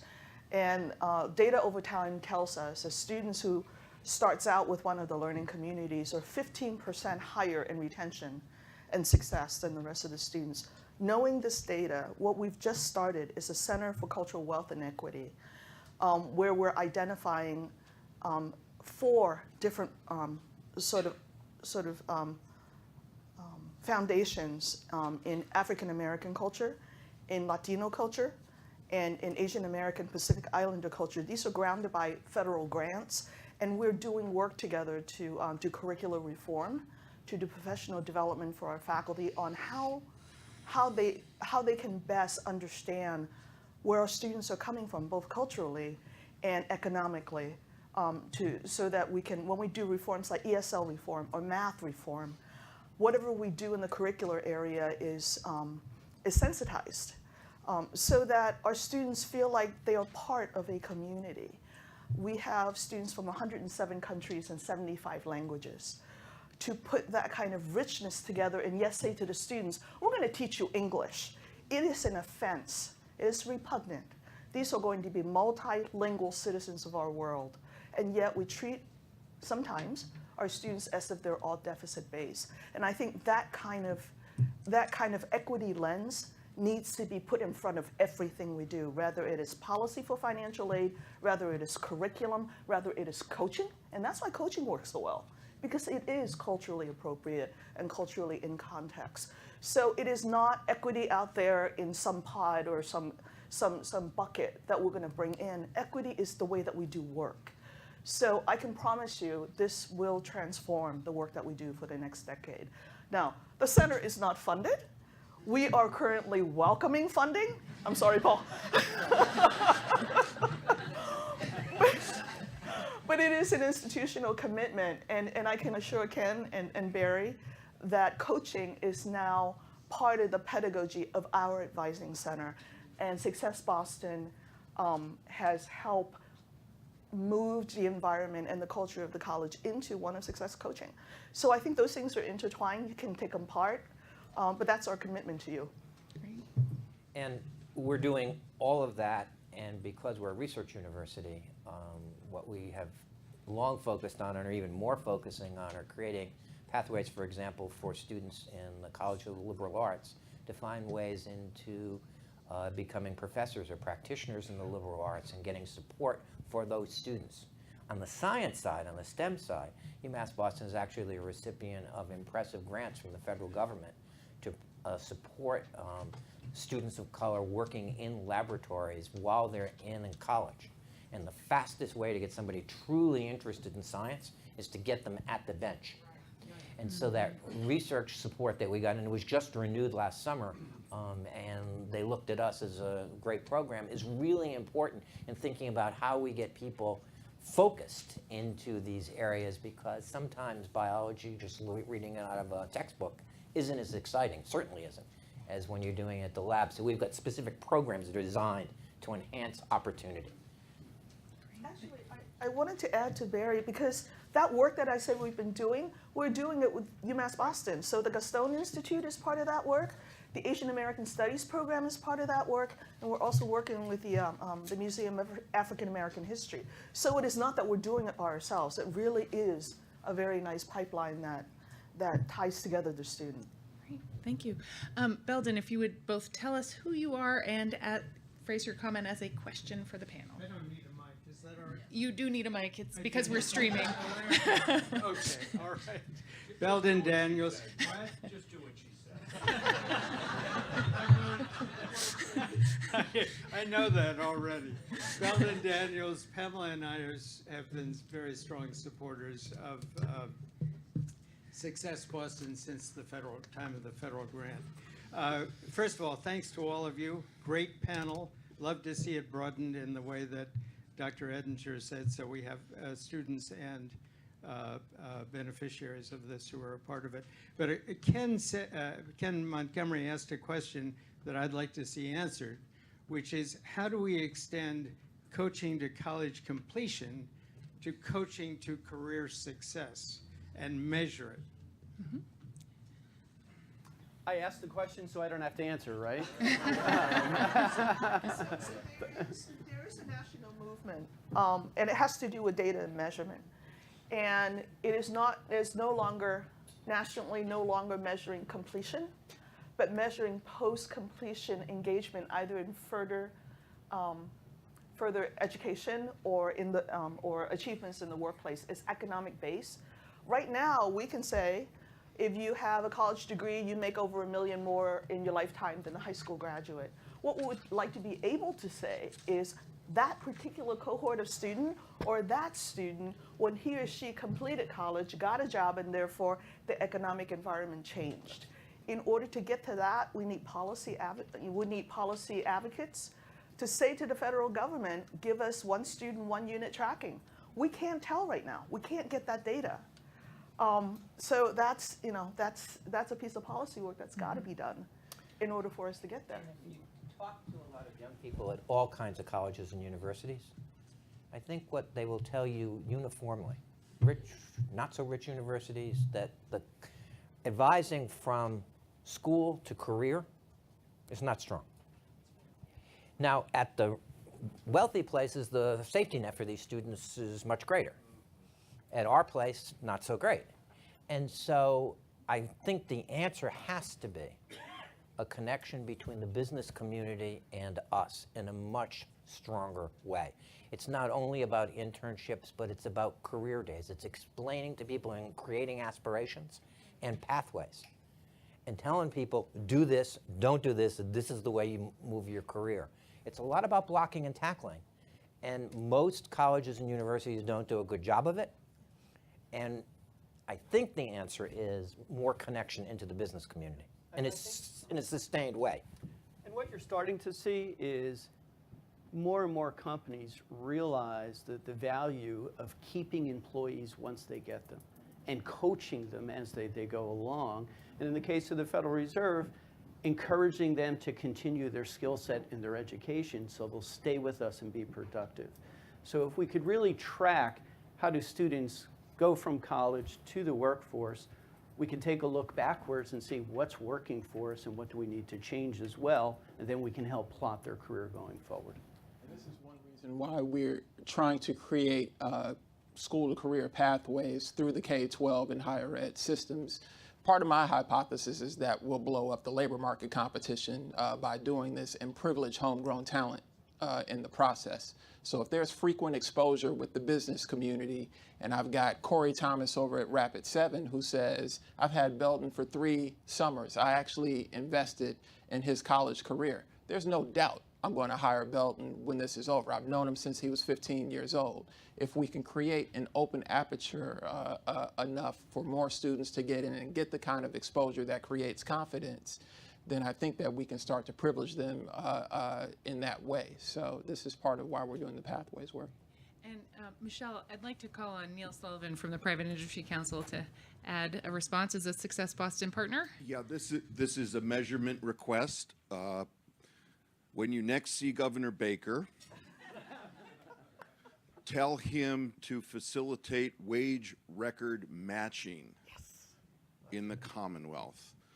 We need to catch up with Tennessee and other progressive states who allow their workforce boards to access blindly a cohort like Boston Public School graduates. In other words, if we had this, Joe and Annika would have been able to take that next step and would be able to give you employment information, not everything you might want, but employment information on the graduates we documented today. So this is a public policy decision. It means executives override lawyers. Ultimate caution often means we don't know how well we're doing. We are being way too cautious. We're panicked in this society about confidentiality, and therefore we make blunt decisions that keep us from knowing how well we're doing. A lot of this is driven by the fact we cracked the code 10 years ago. We figured out how to read National Student Clearinghouse data when it read like a DOS screen, right? Center for Labor Market Studies, Andy Sum, Joe was there, Chris Smith for the pick. I mean, we cracked the code. This next code has to be cracked in order to know whether we are converting college credentials into career-oriented opportunities with the opportunity to advance through further education and training. This is about financial independence. Every parent knows this. You aspire for financial independence by the time your children are 25. It doesn't matter if you're rich, poor, or somewhere in the middle.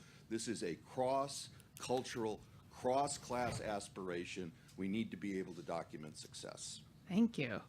More questions. I'm going to come to this side of the room, and I promise I'll come back to the middle.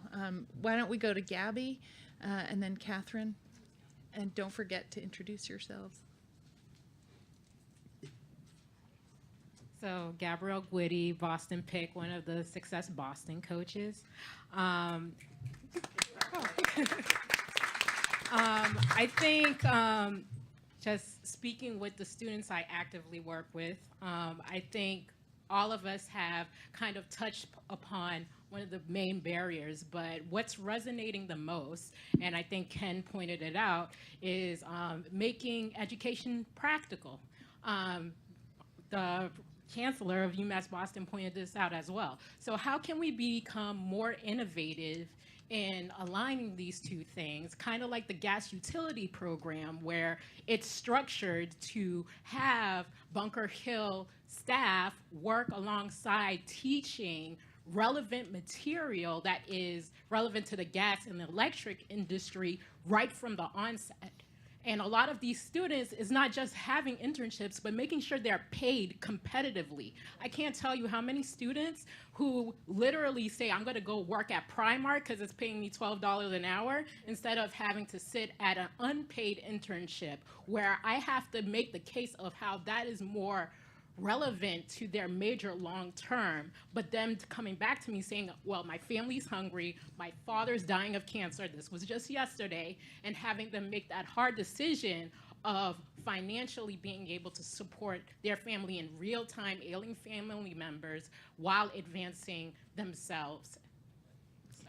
Thank you. So I think the question is relevance, connection, paid internships. I'm going to say this out loud, and it's going to sound really bad, but unpaid internship is a mark of privilege.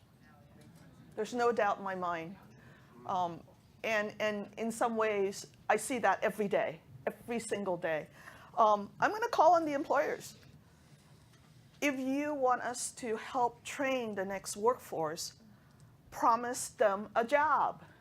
I feel like sometimes I am training my students for unemployment. You tell me that a year from now, I'm going to have all these jobs open in a particular field of allied health. I said, great, I'm going to invest general fund dollars into creating this program. But when my students get out, those 30 students, that cohort of students get out, they're not promised a job. So that kind of disconnect where, yeah, the employers are sort of part of the education system, but they're not really, because they have the ability then to say, well, you know, the environment has changed. How do we make that tighter? How do I get more Feeney's brothers who will promise my student a job after we've served them in an internship? I don't know the answer. I've been struggling with this one for a decade and a half. This is where I really do think that the partnership with the private sector and employers does need, the game needs to be raised. I mentioned earlier that as I talk to employers across New England and they talk about they can't find the appropriate resources to fill jobs, the first question I ask them is, what are you doing to partner with community colleges, right? And some of them are developing programs. But on the flip side of that, you know, I go back to the program Ron mentioned that we're kicking off on Monday at the Fed.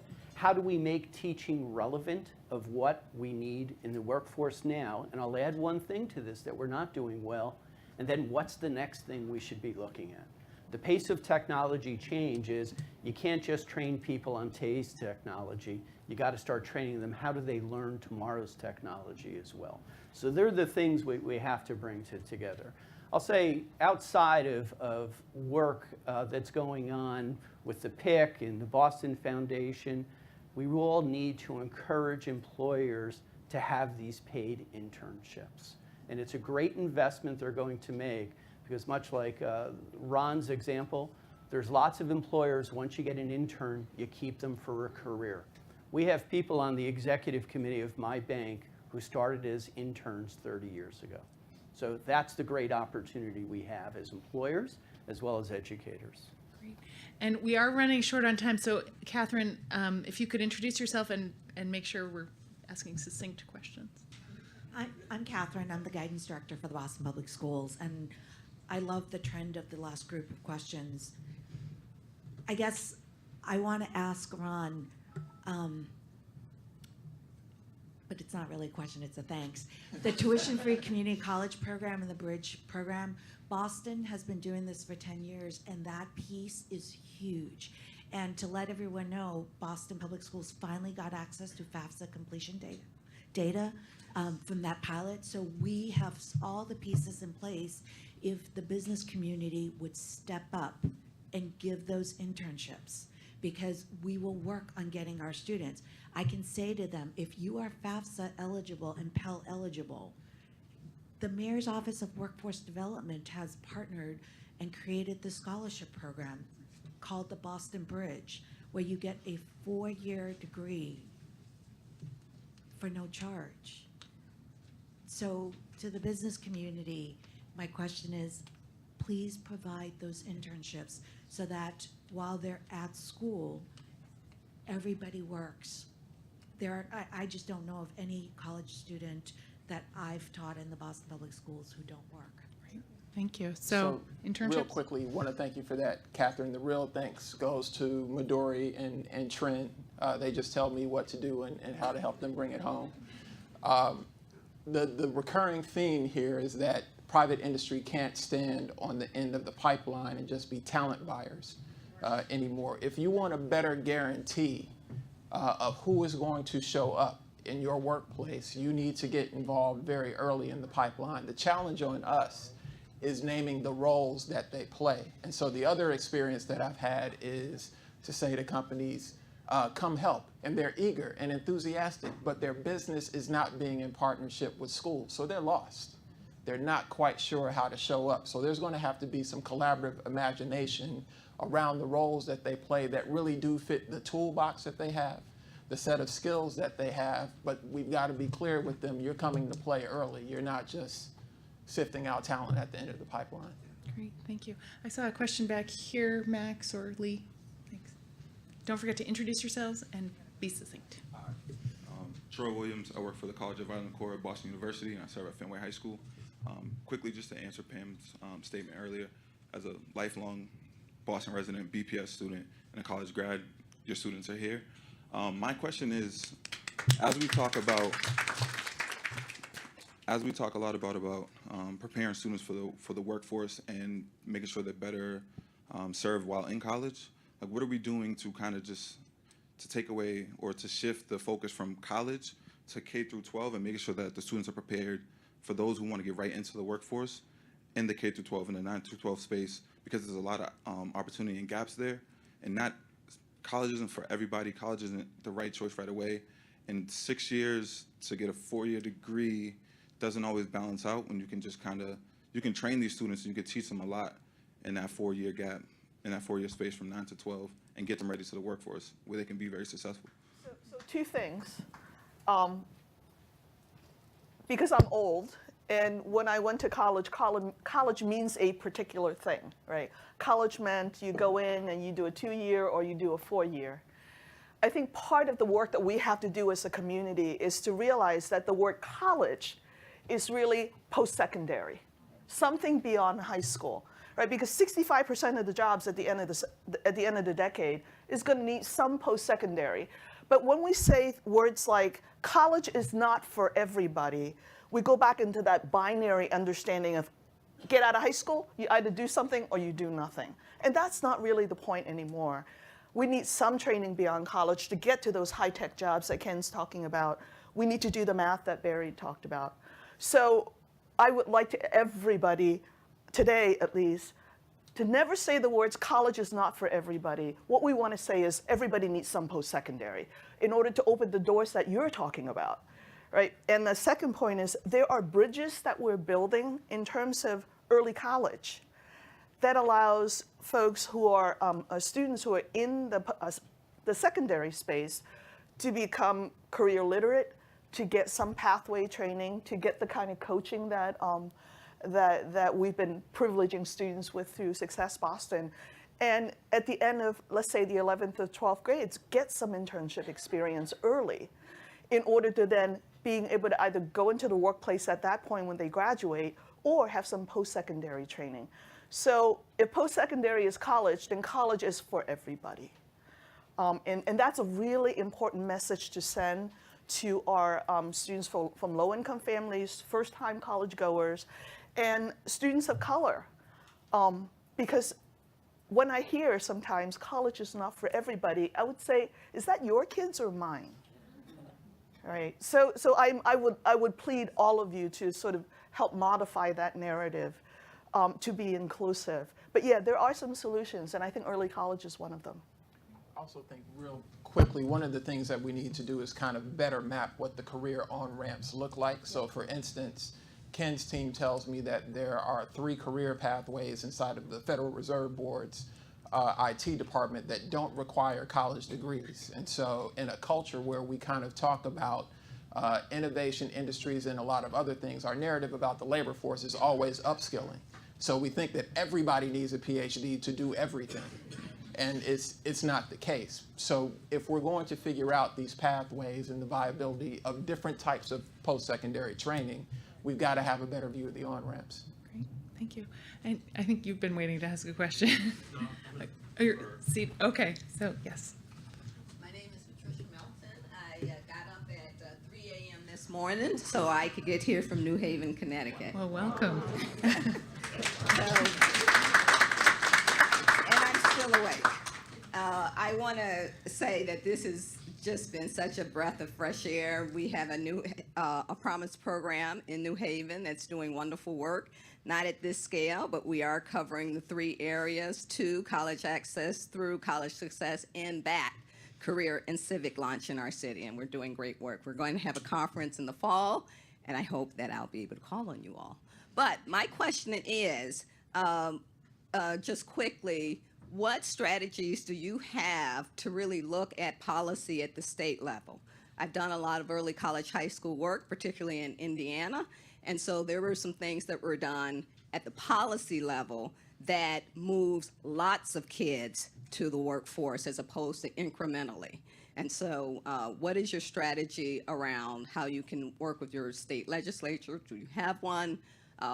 Because until we really look at policy at the state level, I think it's going to be a Band-Aid approach. But you are doing great work here. Well, the early college has been acknowledged, actually, by the Secretary of Education as well as the governor, is a viable pathway. So I believe that through an initiative called New Skills for Youth, the K-12 sector has defined the 5 key areas that an early college needs to have, and we've developed, all of us, have developed an early college designation process by which partnerships between K-12 districts and community colleges and universities have been designated by the state if they can meet those criteria.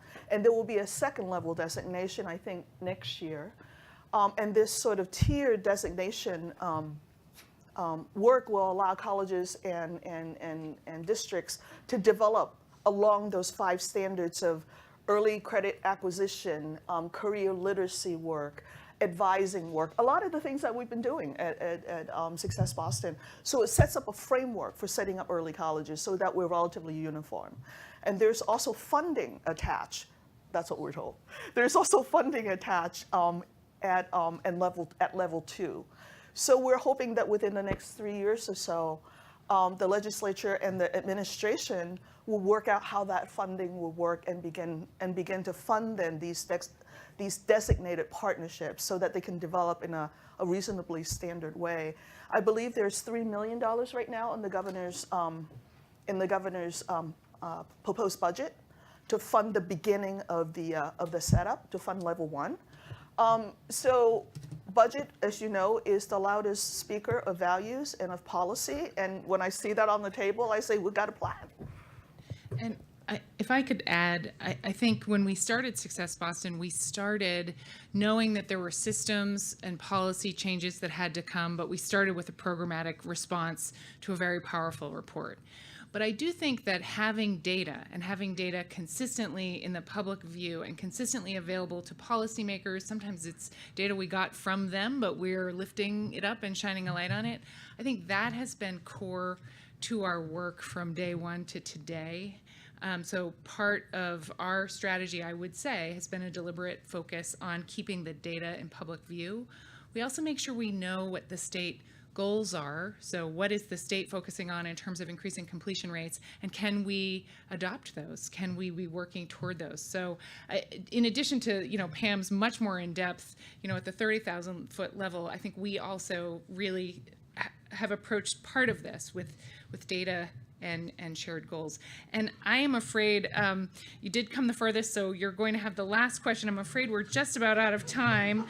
But before we close, I would like to share that as we've been preparing for this report on the class of 2011, our co-chairs who are here, with the exception of Tommy Cheng, who couldn't join us this morning, have really been spending a lot of time with the data, with what we think we know, with what we think we're doing. And we've talked a lot about the need to keep going, to keep focusing and working toward the goal. We almost doubled the number of students earning a post-secondary credential, but we're not close to doubling the rate. And so sticking with that goal, finding a way to continue and embed the coaching into the regular work that happens between high school and college, and attending to students' basic needs is another piece of the work that we've talked about. So how are we addressing that? And today you've added a powerful reminder around career exposure, around paid internships, and connecting students more intentionally to opportunity. And so, speaking for the panel, I would say one thing we're committed to doing is we're going to keep going, and we're going to keep this table going and try to figure out how we can jump to the next level of success. With that, I'd like to ask you to thank our panel and our researchers.